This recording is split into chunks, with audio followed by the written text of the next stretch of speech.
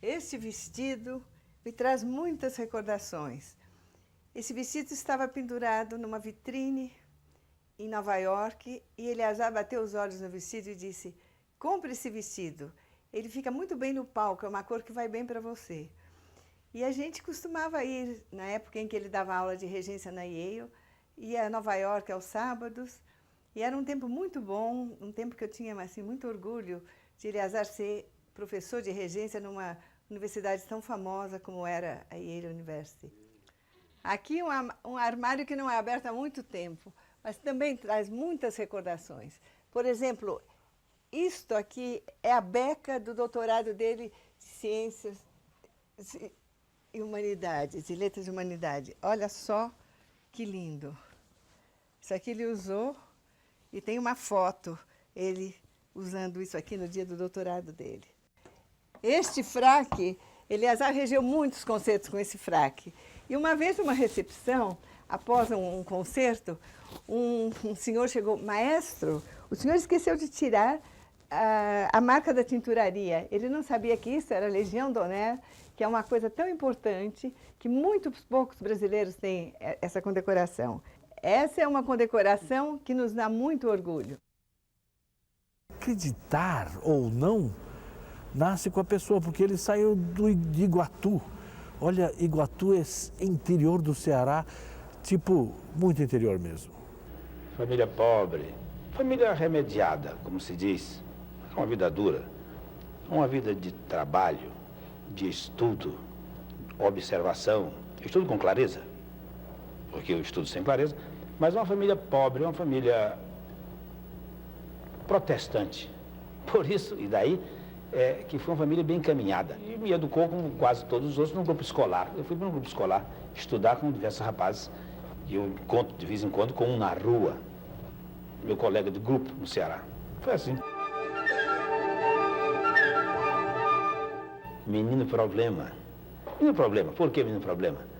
Porque os rapazes que estudavam no grupo escolar, isto é, os garotos, nós tínhamos as nossas brigas normais de escola e eu andava sempre brigando com os rapazes. E, uma ocasião lá, meu pai não ficou mais contente com esse tipo de briga e então me levou para a Marinha. Marinha naquela época era escola correcional. Era uma escola que reeducava os jovens. E então foi por aí que eu fui para a Marinha, para ser reeducado. Uma educação mais precisa, uma disciplina mais também precisa, mas onde eu me habituei a obedecer, para aprender a mandar, que é o que eu faço hoje, mandar nos músicos. Esse hábito, então, fui da Marinha. Muito boa a Marinha. Me regozijo bem de ter passado pela Marinha. Quando fui para a Marinha, sentado na minha mesa de comida, chamada o rancho, a mesa ao lado, a comida era melhor. Então eu pergunto a um, diz uma coisa: por que ali aquela comida é melhor? Ele disse: é porque ali são os rapazes da banda, são os músicos. Tem que comer ovos para não ficar tuberculoso. Soprar. Eu disse: o que eu estou fazendo nessa mesa aqui que não estou naquela comendo melhor? Então fui ao mestre e disse: mestre Lisboa, chamasse Lisboa, mestre Lisboa. Mas então em 1926 disse: mestre Lisboa, eu quero entrar para a banda. Ele disse: você sabe tocar? Eu disse: não sei tocar. Qual é o instrumento que você quer tocar? Só tem um aqui disponível. Qual é? Aquele grande ali, a tuba. Ele disse: eu aceito, mestre Lisboa. Então o mestre Lisboa me deu a tuba. Entrei para a banda e passei para outra mesa onde se comia melhor. Então foi por orgulho disso que eu fui ser músico.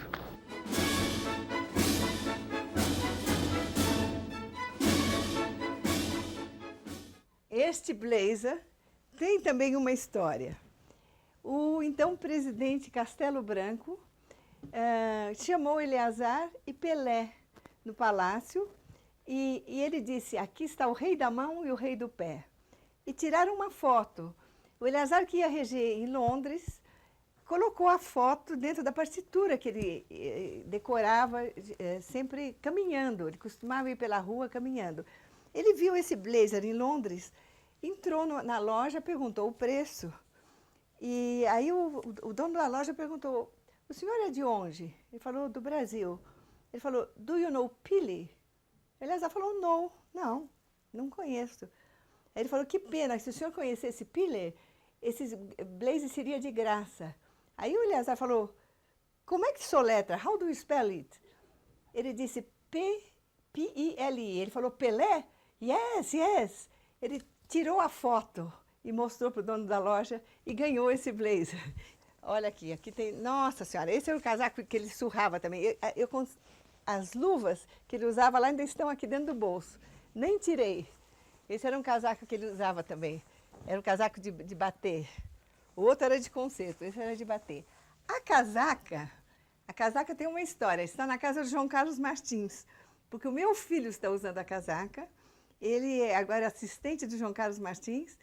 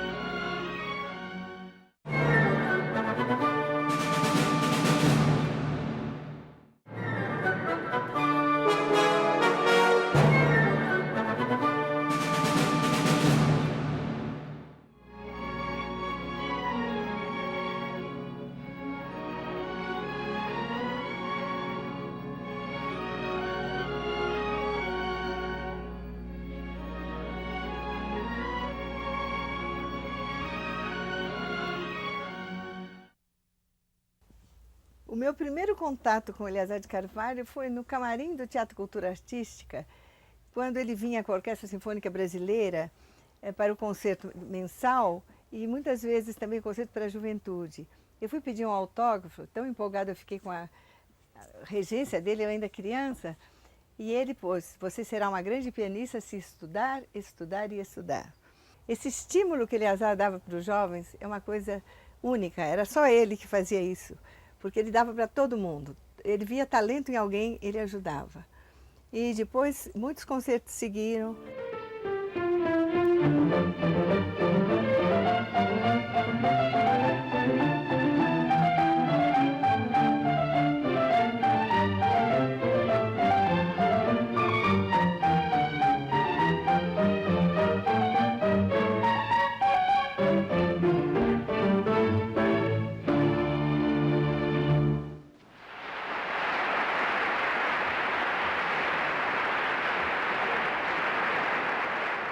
Quando entrava uma pessoa nova na orquestra, um jovem, às vezes um estudante, né, um estagiário, uma coisa, ele sempre tinha que fazer, era como se fosse o calouro da orquestra, sempre tinha que passar por aquela piadinha dele, mas era tudo muito sadio, era muito divertido. Então, ele foi um homem que onde ele passava, ele deixava uma marca, mas sempre de coisas positivas. Eu fiquei quase 10 anos, 9 anos e dias. Porque o jovem que vem da escola de aprendizes e vai para a escola de grumetes, ele fica considerado um procedente, é o nome, presidente da escola. Então esse procedente tem um contrato, precisa ficar 9 anos. Não pode sair antes. Se sair antes, será considerado desertor. Quase no fim do contrato, eu vou ao ministro da Marinha e diz: ministro, eu vi pedir baixa. O ministro pedir baixa? Vai fazer o quê? Vou fazer um concurso para a orquestra do Teatro Municipal do Rio de Janeiro. E se você não passar no concurso, não pode voltar mais.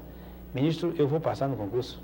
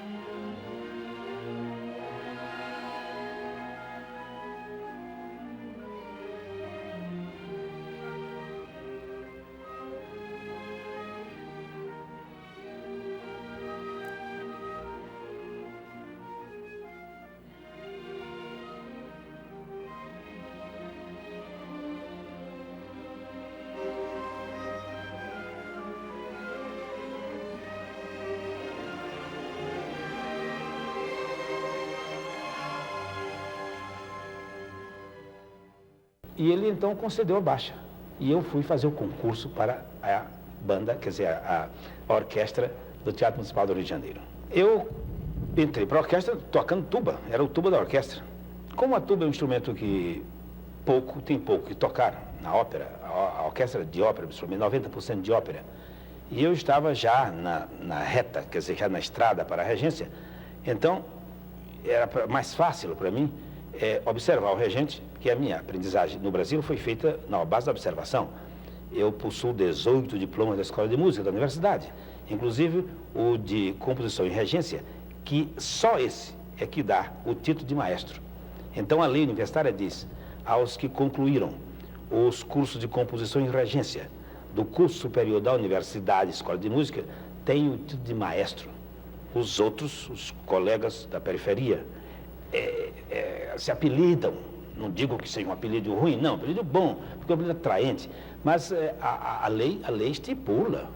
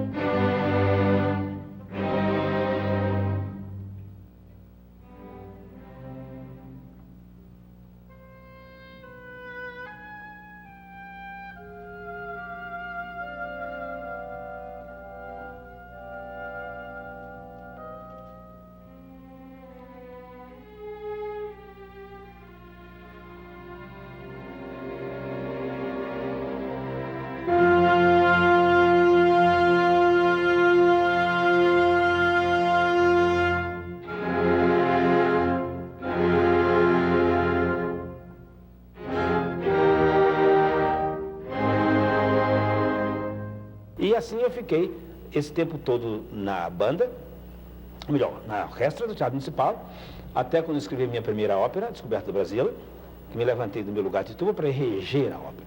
A orquestra inteira, coro, bailado, solistas, amigos, todos que participaram. Os solistas principais da época era Risa Silva, era Carmen Gomes, era o Cílio Vieira, os cantores que realmente eram os principais. Todos eles participaram e foi a primeira vez em que eu saí da minha cadeira de tubista para subir no púlpito da regência, de onde não desceria mais até hoje.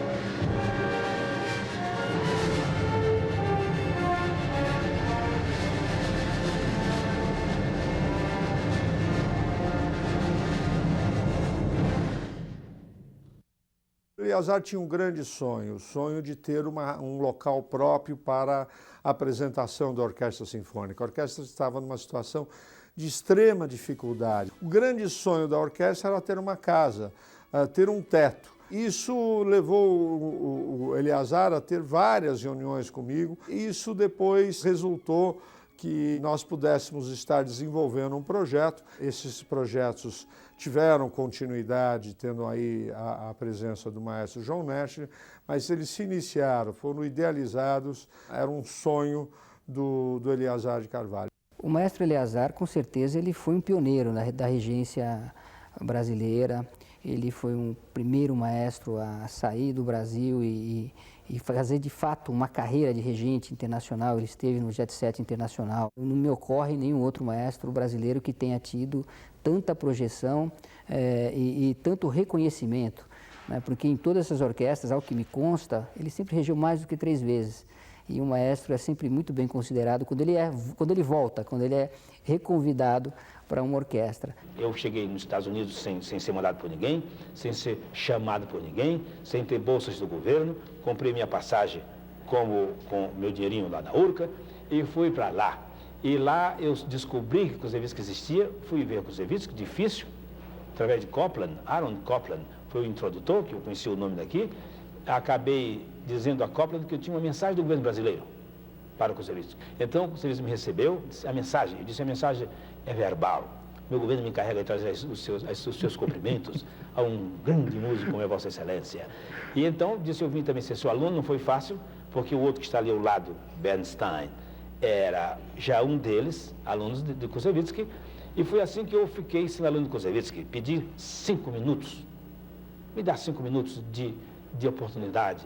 Se eu tiver alguma coisa que o senhor verifique, válida, eu fico como ouvinte, não falo, só ouço.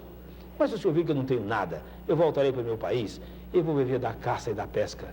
Então, Koussevitzky achou isso muito emocionante, me concedeu os 5 minutos e eu entrei como aluno de Koussevitzky, depois assistente e depois sucessor de Koussevitzky, durante 15 anos. Aquele é o meu encontro com Sérgio Koussevitzky, na primeira noite onde eu fui no Symphony Hall esperá-lo, já depois de ter sido o seu aluno em Tanglewood. Aí é a orquestra de Boston.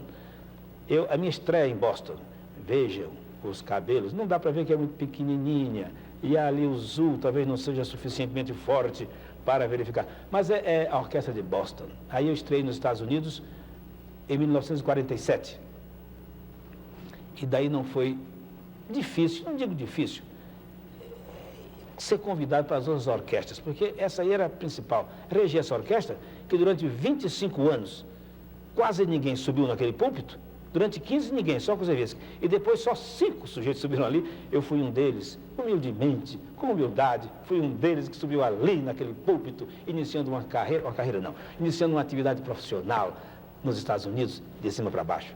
Aqui está o lugar onde ele estudava. Aqui tem partituras, aqui são os livros. Ali as partituras todas por ordem alfabética. São todas de obras contemporâneas. Compositores, como vocês sabem, ele sempre encomendava obra para compositores, principalmente nacionais, e regia obras em primeira audição. Aqui é a minha biblioteca musical. Uma das mais completas do país, em se tratando de uma biblioteca pessoal. Eu tenho aí mais de 2.000 partituras, todas elas prontas para serem usadas a qualquer momento. Aqui estão todas as cantatas, aqui estão todas as obras impressas, eu devo possuir todas elas. E qualquer uma que se pegue, eu vou tirar uma, por exemplo, uma sinfonia qualquer, ela está trabalhada, ela está estudada, ela está vista, ela está revista. Isso aqui é uma partitura da Sinfonia de Tchaikovsky, ela está toda estudadinha, né? Ele ia assim, até de costas ele pegava a partitura, ele tinha ideia exata onde estavam as obras. Se eu fosse querer um bar, por exemplo, é aqui.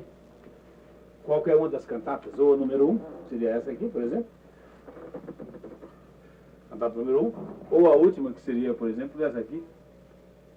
E é a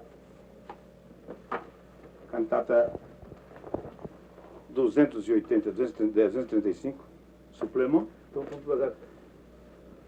E aqui ele passava muitas horas do dia trabalhando, ele fazia toda a programação da orquestra, ele era muito organizado, ele escrevia tudo aqui sentado nessa mesinha.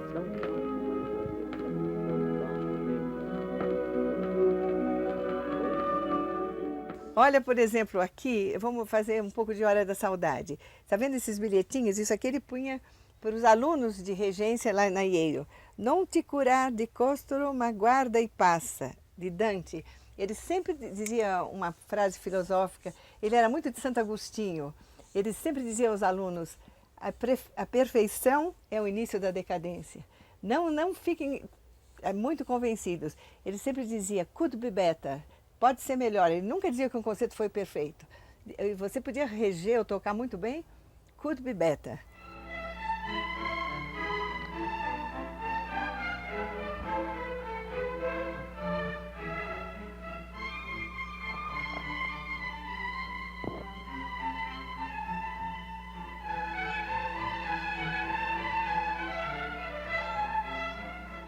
Aqui é a coleção de batutas dele, batutas de ensaio. Essa batuta aqui, por exemplo, essa aqui é de ouro com brilhante, foi um presente do coral municipal. O coral tinha tanta alegria quando o Eleazar regia, que eles se cotizaram e fizeram uma aliança, é uma aliança, eu digo aqui, de brilhante, em volta da batuta. E cada batuta aqui tem uma história. Ali em cima está o primeiro professor dele de harmonia. Os meus sensórios realmente não guardaram essa declaração de que o regente de orquestra necessita ter força física. Não. Ele necessita ter uma força intelectual, isso sim. Força de saber, produto de estudo, de trabalho. Então, é o estudo e o trabalho que, em todas as profissões, todas as atividades, constrói no sensório daquele que trabalha e estuda um certo armazém de ideias, de conhecimentos, que ele aplica na hora em que está exercendo essa atividade.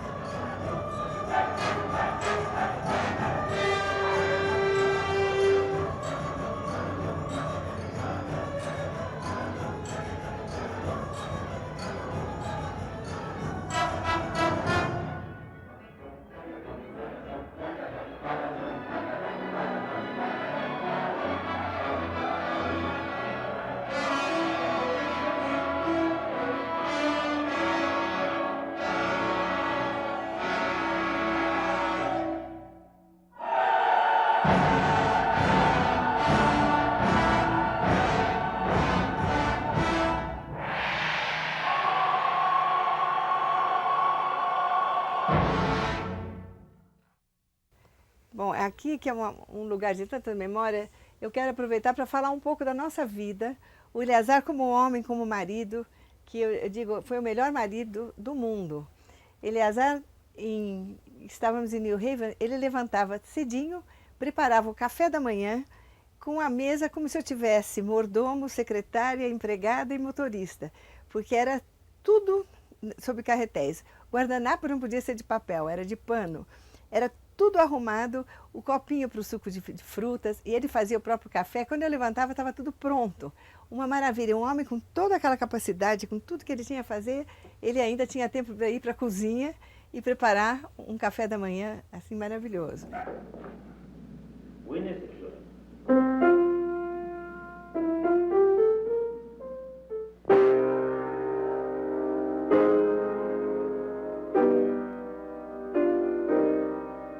Ele sempre, nas horas importantes, ele estava ali. Ele sempre tinha uma palavra que marcava você. As atitudes dele eram todas assim baseadas em grande coração que ele tinha.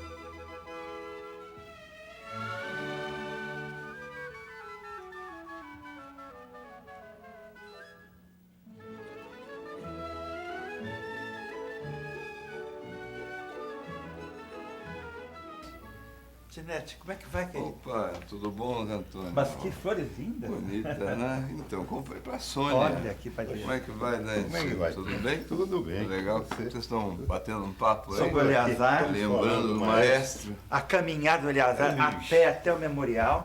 Então o maestro sai daqui e vai até o memorial. A pé? A pé. A pé. Deve dar uns 7, 8 quilômetros.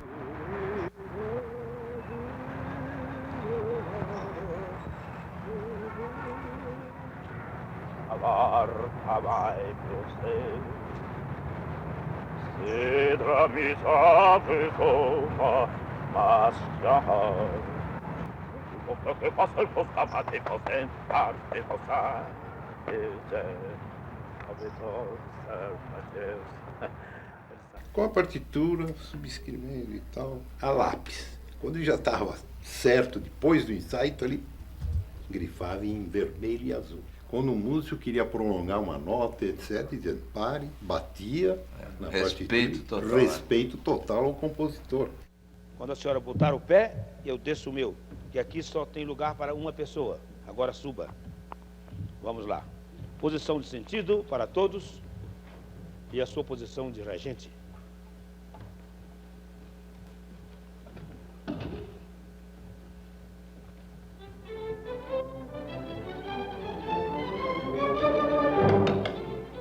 Desce de novo, por favor.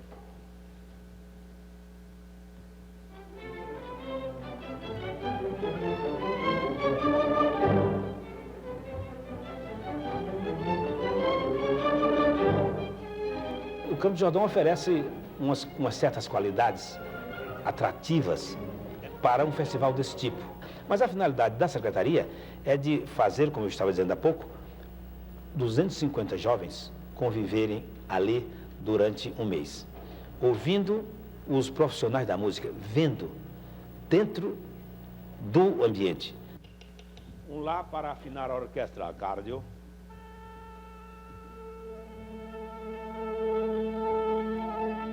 Há 30 anos, eu me lembro, a gente tinha poucas escolas, poucas orquestras jovens, tinha pouca gente estudando música. O Eleazar deu um grande impulso ao estudo da música. O Eleazar ajudou a desenvolver o músico da orquestra e a desenvolver plateias. Eu acho que o Eleazar foi muito importante nesse aspecto.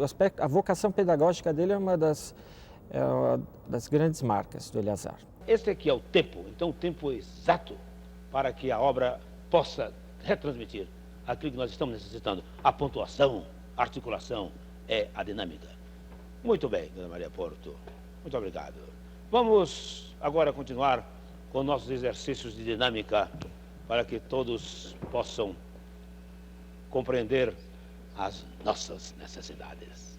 Me parece que depois desse festival, depois de se assistir às grandes obras interpretadas pelos grandes músicos, depois de um curso intensivo, onde os grandes nomes que já fizeram nome na história, já fizeram história na história, eles virão aí, eles próprios, lecionarem aos nossos jovens. E nossos jovens guardarão aqui um pouco daquilo que eles levaram anos para aprender, uma experiência que não se pinta, uma experiência que não se compra, mas que se adquire com o tempo, se adquire com os cabelos brancos.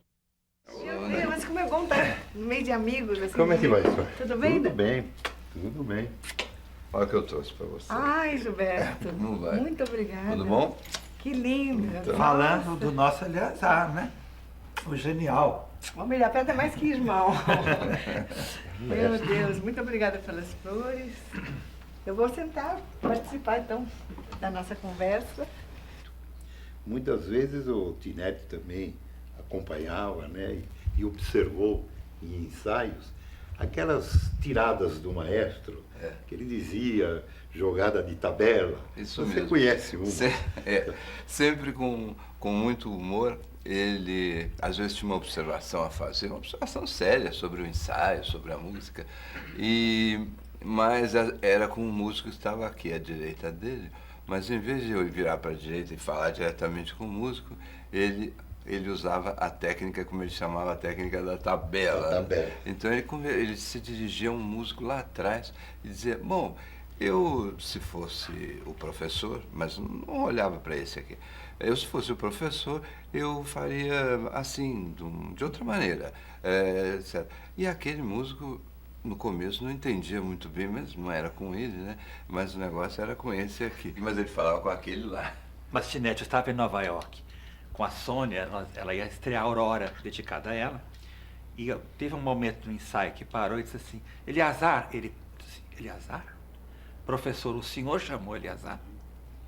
Quer dizer, ele me chamou senhor, né? Quer dizer, porque a Sônia, Dona Sônia.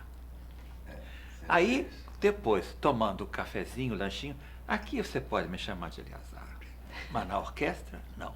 A juventude em peso vinha ouvir os concertos do Cinema Rex, os quais foram transportados para cá também, no Teatro de Cultura Artística, quando os jovens formavam filas em volta daquela praça onde existe a Igreja da Consolação.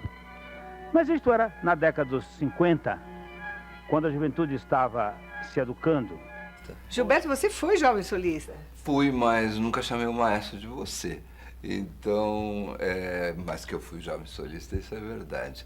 Naquele tempo, a Orquestra Sinfônica Brasileira do Rio de Janeiro, da qual o maestro Eleazar de Carvalho era o diretor artístico, vinha a São Paulo fazer concertos mensalmente, e havia assinantes, havia até 2 concertos por semana, às vezes, mas havia sempre um concerto sábado à tarde para a juventude musical. Essa formação de público que o Eleazar conseguiu fazer, eu estou dizendo Eleazar agora, mas para ele era sempre maestro, que o maestro conseguiu fazer foi extraordinário. Nesses concertos ele mostrava, dava exemplos, e havia o concurso para a escolha de jovens solistas. E então eu fiz esse concurso aqui em São Paulo, toquei com um maestro belga que tinha regido o concerto oficial à noite, e depois no sábado me regeu como solista, um dos vencedores do concurso para jovens solistas. E depois fiz no Rio de Janeiro, e aí sim eu toquei o concerto número 5 de Beethoven, o Imperador, com o maestro Eleazar de Carvalho, no Teatro Municipal do Rio de Janeiro, num domingo de manhã. Nunca vou me esquecer desse dia. Que ano foi que você executou esse concerto com o maestro Eleazar? Isso foi na década de 50, mais exatamente em 1955, no Rio de Janeiro. Aqui em São Paulo tinha sido 54. Mas eu sabe que eu tenho uma foto aqui dessa época, em que, numa outra ocasião, mas nessa mesma época, eu toquei com o maestro Eleazar de Carvalho. Aqui está ele, com um verdadeiro galã de cinema. Gilberto, esse concerto você tocou Mozart, então? Aqui foi Mozart. Ah, então esse... Nossa, então tá Aliás, certo. você também tocou Eu nesse toquei concerto a concerto. 3 pianos de Mozart com Caio Pagano e a Cecília Itiberê. Exatamente. Porque você estava falando do concerto Imperador. Imperador foi no Rio de Janeiro um ano antes. Sim. A foto é de 56. As escolas de música, somente de instrumentos, não satisfizeram até agora as exigências de um país como o nosso. O que devemos fazer? Fileiras, cerrarmos fileiras em torno de nós mesmos, não dividirmos as nossas forças, juntarmos as nossas forças, a fim de que o Brasil possua mais escolas e, possuindo mais escolas, possua mais orquestras. E isso é o cartão de visita, é o meio de aferir a cultura de um povo, a civilização de um povo. É através dos seus concertos, da quantidade de suas orquestras sinfônicas, dos seus museus, das casas onde se realizam atividades culturais. Meus amigos, mais escolas para mais orquestras, mais orquestras. Tinete, está nos dedos ainda aquele concerto que você tocou há 50 anos? Se passaram 50 anos, mas nesses 50 anos eu voltei a tocar várias vezes esse concerto, inclusive com o maestro Eleazar de Carvalho algumas vezes. Gilberto, já que vamos ouvi-lo, toque no Bösendorfer, não nesse piano preto. Bom, você que manda. A senhora queria saber desse piano forte. Esse piano forte tem uma história. Ele estava em Caçapava, numa fazenda, e Dom Pedro, quando veio proclamar a independência, ele descansou nessa fazenda e tocou nesse piano.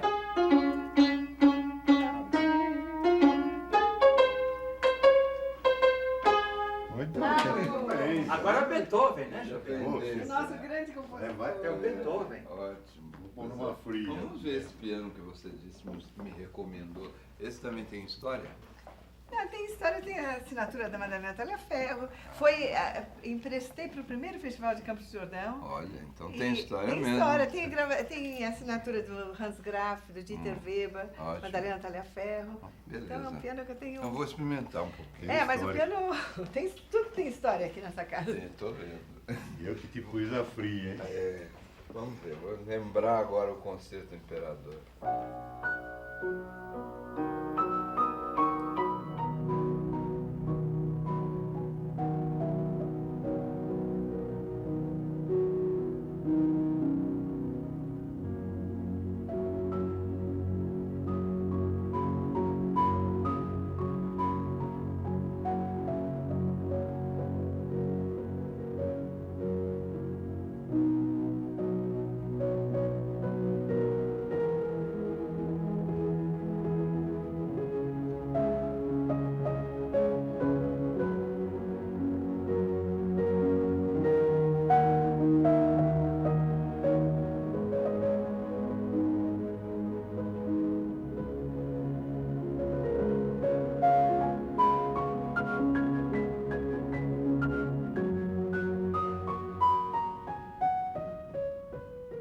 Olha que coisa incrível! Gente, ele acaba de tocar e olha o que eu pego. Então. Ele com a mão nesse piano, pedindo que você toque mais. E o que vale é que a semente que eu trouxe foi colocada em boa terra e ela se transformou numa árvore, que é essa que estamos vendo já aqui, povoada.